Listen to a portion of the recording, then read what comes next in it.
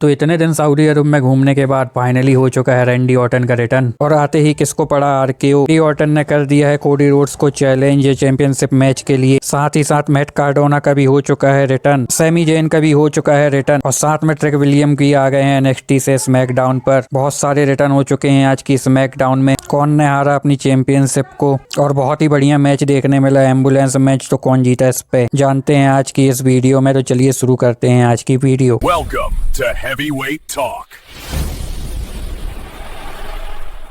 SmackDown की शुरुआत होती है और मिज आते हैं रिंग साइड से। माइक पर कहते हैं कि 2026 में जब तक हम आगे नहीं बढ़ेंगे, जब तक मेरे साथ अच्छा नहीं होता। 2025 मेरा बर्बाद कर दिया गया, और वो परेशानियां 1 2 3 4 करके गिनाते हैं। मिज कहते हैं मुझे जॉन सीना से मैच चाहिए था, मुझे नहीं दिया गया। मैं यहाँ न्यू टैलेंट को मेंटोर दी पर मुझे कोई इज्जत नहीं मिली। और एक जो बंदा है जिसका नाम नहीं ले सकते, बेसिकली वो जॉन हेनरी की बात कर रहे होते हैं, और उसके फ्रेंडों ने मिलकर मेरे 2025 के लास्ट दिन भी बर्बाद कर दिए, और मेरा निकनेम भी रखा इन लोगों ने। और क्राउड इसमें टिनी बॉल के चेयर्स करने लगती है। जॉन सीना की भी बेइज्जती करते हैं वो, और बोलते हैं अब उसे कोई नहीं देखना चाहता है, और अपने बारे में बोलते हैं मैंने इतने बार टैग टीम चैंपियनशिप जीती है, यूएस चैंपियनशिप, इंटरकॉन्टिनेंटल चैंपियनशिप जीती है, WWE चैंपियनशिप जीती है, और मैं पहला बंदा हूँ जो ग्रैंड स्लैम चैंपियन बना WWE की हिस्ट्री में। इसके बाद भाई रैंडी ऑर्टन का म्यूजिक हिट होता है, जिसके लिए हम लोग इतने दिनों से बिल्कुल वेट कर रहे आंखें बिछा के अपनी, और उनका रिटर्न हो चुका है। लेकिन मिच के सामने होता रिटर्न ये एक्सेप्ट बिल्कुल नहीं करा था। तो रैंडी ऑर्टन का म्यूजिक हिट होता है, वो आते हैं और उनके चेहरे से भी खुशियां दिख रही थी कि वो कितने खुश हैं रिटर्न करने के बाद।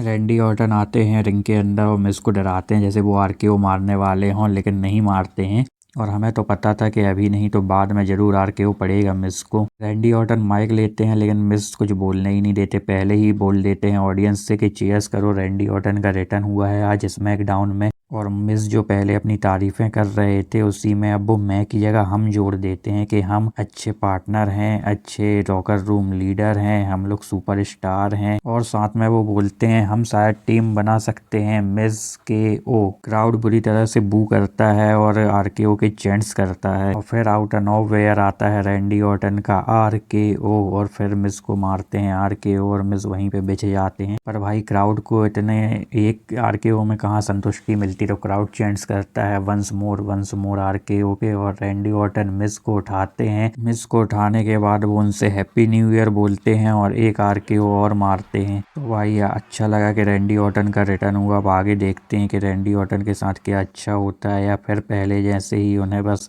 घुमाते रहेंगे यहाँ वहाँ की स्टोरियों में। मैच आता है 8 women tag team match. Rhea Ripley, Iyo Sky, Charlotte Flair, Alexa Bliss versus Kabuki Warriors और लैश लीजेंड एंड आने वाले टाइम पे टैग टीम वुमेन चैंपियनशिप इन्हीं चारों टीम के बीच में घूमने वाली है, इसलिए ये मैच था, और कुछ ज्यादा इसमें था नहीं खास। इसलिए WWE इन सब की टीमों का मैच करा रही है, और इन्हीं के अराउंड अब स्टोरी लाइन चलने वाली है आगे। मैच अच्छा था ये। अगर मैच के कुछ मूवमेंट की बात करें तो एक मूवमेंट आता है जब शार्लेट फ्लेयर फिगर 8 में फंसाई होती है नाया जैक्स को, और कायरी सेन ऊपर से एल्बो ड्रॉप मारती हैं शार्लेट फ्लेयर को। एक मूवमेंट में इयो स्काई रोप से जंप करती हैं, और लास्ट लीजेंड उन्हें हवा में ही बहुत खतरनाक किक मारती हैं। मैच के एंड में रिया रिप्ली कायरी सेन को रिप्टाइल मारती हैं, और फिर इयो स्काई को टैग देकर इयो स्काई भी मून सॉल्ट मारती हैं कायरी सेन को, और पिन फॉल कर देती हैं। इस मैच को जीत मैच होता है kit Wilson versus mystery opponent. Kit Wilson आते हैं रिंग पर और क्राउड की बेइज्जती करते हैं, टॉक्सिक कहते हैं, विल्स माफिया कहते हैं उनको,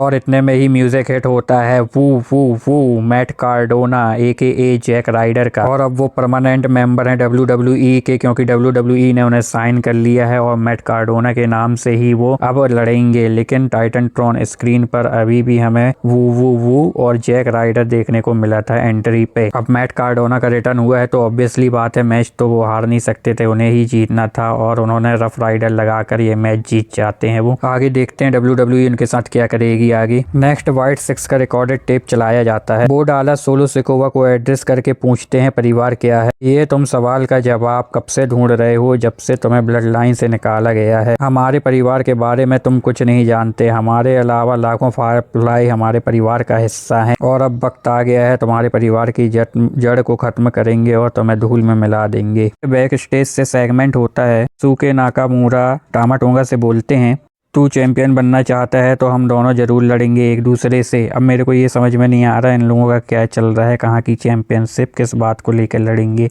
नाकामुरा के जाने के बाद सोलो सिकोआ आते हैं और टामा टोंगा से बोलते हैं क्या है, सब ठीक है। टामा बोलते हैं सब ठीक है। टामा टोंगा सोलो सिकोआ से पूछते हैं हमारा क्या प्लान है आगे का। सोलो सिकोआ बोलते हैं मैंने बात करी है निक ऑडिस से, नेक्स्ट वीक 4 वर्सेस 4 मैच होगा, फैमिली वर्सेस फैमिली मैच, और उसके बाद हम उनसे टैग टीम चैंपियनशिप भी लेंगे भाई सेमी जेन का। वो रिंग के अंदर आते हैं और जॉन सीना के लास्ट मैच के बारे में बात करते हैं। वो बोलते हैं जब वो जॉन सीना का मैच देखने आए थे और साथ में उनका बेटा भी था, तो वो मेरे से बोलता है कि जॉन सीना ने 17 बार चैंपियनशिप जीती है, आपने कितने बार? तो मुझे बोलना पड़ा 0। और उसने बड़े बड़े लोगों के नाम लिए जिन्होंने चैंपियनशिप जीती है, और मेरे से उसने फिर से पूछा कि आपने क्यों नहीं जीती अभी तक। 2025 में मैंने कई बार बोला चैंपियनशिप के बारे में कि मैं जीतूंगा, लेकिन मैं जीत नहीं पाया। और 2026 आ गया है और अब मैं बोलने नहीं आया हूँ, आज अब मैं जीतने आया हूँ। इसके बाद म्यूजिक हिट होता है ट्रिक विलियम का, और वो भी NXT से आ चुके हैं स्मैकडाउन पर। ट्रिक विलियम सैमी जेन से कहते हैं कि मैं अपने बारे में बता दूं, मैं इस बिजनेस का डेंजरस पर्सन हूं, मैं NXT चैंपियन रह चुका हूं। मुझे निक ने फोन करके स्मैकडाउन में बुलाया है कि मुझसे बोला है कि मुझे जरूरत है तुम्हारी स्मैकडाउन में, मैं यहाँ आया हूँ WWE चैंपियन बनने। सैमी जेन बोलते हैं मैंने देखा है तुझे NXT में लड़ते हुए, तू दिखने में अच्छा है, फाइट भी अच्छी करता है, और तू WWE चैंपियनशिप भी जीत सकता है, मगर तू हम्बल नहीं है, और मैं तुझे सिखाऊंगा लेसन के हम्बल कैसे बनते हैं जब मैं तुम्हें मैच में हराऊंगा। और इतना बोलकर सैमी जेन वहां से चले जाते हैं। बैक स्टेज से रे फिनिक्स और निक ऑडिस बात कर रहे होते हैं। ट्रिक विलियम वहां आके रे फिनिक्स से बहस करने लगते हैं, और निक ऑडिस कहते हैं ट्रिक से कि सैमी जेन ने सही करा है, तुझे हम्बलनेस का लेसन सिखाना पड़ेगा, इसलिए नेक्स्ट वीक तेरा मैच होगा रे फिनिक्स से। नेक्स्ट कोडी रोड्स आते हैं रिंग में और सीधा बोलते हैं what do you वांना talk about, और बोलते हैं मैं सबसे यंग तो नहीं हूँ पर मैं किसी को भी WWE रिंग में हरा सकता हूँ। इतना बोलते ही क्राउड कोडी रोड्स के चैंट्स लगाने लगता है। कोडी कहते हैं मैं वेट नहीं कर सकता ड्रू मैकिंटायर के साथ मैच के लिए। कोडी कहते हैं सबके अपने अपने निकनेम हैं, कोई अपने आप को गेम बोल रहा है, कोई बेस्ट इन द वर्ल्ड, कोई अपना स्कॉटिश वॉरियर, लेकिन मैं अपने आप को कहता हूँ चैंप, और ये बर्लिन में भी नहीं बदलेगा, मैं ही चैंपियन रहूंगा। इसके बाद टाइटन ट्रोन स्क्रीन से ड्रू मैकिंटायर बोलते हैं तुम बहुत प्रेडिक्टेबल हो, तुम बस एक ही प्रकार की स्पीच को बार बार बोलते रहते हो। Drew McIntyre 3 stage of hell की स्टिपुलेशन बताते हैं, इन कौन से मैच होंगे 3 स्टेज ऑफ हेल मैच में। पहला बोलते हैं सीधा एक रेसलिंग मैच होगा, दूसरा फॉल्स काउंट एनीवेयर, कहीं भी पिन कर सकते हैं, जिसमें मैं वेपन का यूज भी करूंगा और तेरे को मारूंगा। गलती से अगर तू एक मैच जीत भी गया तो तीसरा मैच नहीं जीत पाएगा, क्योंकि तीसरा मैच होगा old school steel cage match. के बाद वो कोडी रोड्स के बारे में उल्टी सीधी बातें बोलते हैं और बोलते हैं मैं तेरे घर गया था, तेरी बीवी ने मुझे एक तस्वीर दी है। वो फोटो दिखाते हैं जिसमें कोडी रोड्स अपने पापा के साथ डस्टी रोड्स के साथ खड़े होते हैं। ड्रू मैकिंटायर कोडी रोड्स को गुस्सा दिलाने के लिए उस फोटो फ्रेम को जमीन में पटक कर तोड़ देते हैं और उसको लातों से कुचलते हैं, सब इसलिए कि कोडी रोड्स को गुस्सा आए और उनको मारे और चैंपियनशिप उनको रिलिंक्विश करनी पड़े। कोडी रोड्स गुस्से में बैक स्टेज जाते हैं ड्रू मैकिंटायर को मारने के लिए, लेकिन निक ऑडिस और सिक्योरिटी वाले उन्हें रोक लेते हैं। इसके बाद ड्रू मैकिंटायर रिंग पर आ जाते हैं और कोडी रोड्स को बुलाते हैं। कोडी बैक स्टेज से ही भागते हुए आते हैं ड्रू मैकिंटायर को मारने के लिए रिंग में, मगर फिर से सिक्योरिटी वाले उनको रोक लेते हैं और ड्रू मैकिंटायर उन्हीं के सामने कोडी रोड्स और डस्टी रोड्स की फोटो जलाते हैं और डस्टबिन में डाल देते हैं। भाई ड्रू मैकिंटायर इतना हरामी बंदा है ना, रैंडी ऑर्टन का भी रिकॉर्ड तोड़े दे रहा है, बस उसको चैंपियनशिप जीतने नहीं मिलती है। एक बात और बताना चाहूंगा कि बैक स्टेज से एक सेगमेंट होता है रैंडी ऑर्टन का कोडी रोड्स के साथ, जिसमें कोडी रोड्स से रैंडी ऑर्टन बोलते हैं कि तू ड्रू मैकिंटायर से निपट ले, अगर तू जीतता है तो इसके बाद चैंपियनशिप के लिए मैं तेरे से लड़ूंगा। और एक सेगमेंट और होता है जिसमें सैमी जेन बैक स्टेज मिलते हैं कोडी रोड्स से और वो उनकी चैंपियनशिप की ओर देखते हैं। ये सेगमेंट नहीं कराना था WWE को, इससे प्रेडिक्टेबल हो जाता है कि शायद कोडी रोड्स ही जीतेंगे बर्लिन में। अब बर्लिन में देखते हैं कौन जीतेगा। प्रेडिक्टेबल तो हो गया है रैंडी ऑर्टन और सैमी जेन के सेगमेंट से कि कोडी रोड्स अगले उनके ओपोनेंट होंगे। नेक्स्ट मैच आता है जूलिया और चार्ल्सी ग्रीन का।